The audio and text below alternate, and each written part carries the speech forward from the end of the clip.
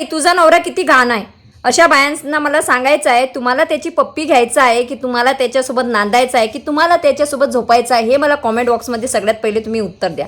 दुसरी गोष्ट, तो जर कंपनीतून आलेला आहे 14-15 तासाची ड्युटी करून, डे नाईट करून, तर तो घाणच दिसणार आहे.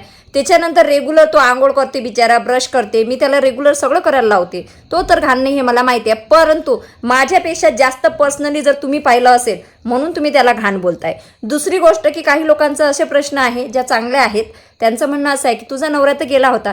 ताई कसं आहे ना, माझे मागच्या हप्त्यातले ब्लॉग मी आता टाकत आहे. म्हणजे रिअली तो गेला होता आणि स्विच ऑफ वगैरे मोबाईल होता. तिकडं स्वराजचा RTचा फॉर्म भरायचा होता, तिकडं पोलीस स्टेशनमध्ये त्या पैशाचं मॅटर झालं होतं आणि त्याचा मोबाईल लागत नव्हता.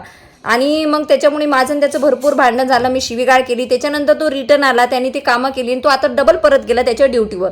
सो एवढंच मला तुमचा अपडेट द्यायची आहे. आणि तुम्ही चांगलं कमेंट करायचं असेल तर करा, नाही तर तिकडं जाऊन मरा, काही मला फरक पडत नाही. I don't care. आणि अजून एक गोष्ट, व्हिडिओ रेग्युलर बघत जावा आणि पूर्ण बघत जावा.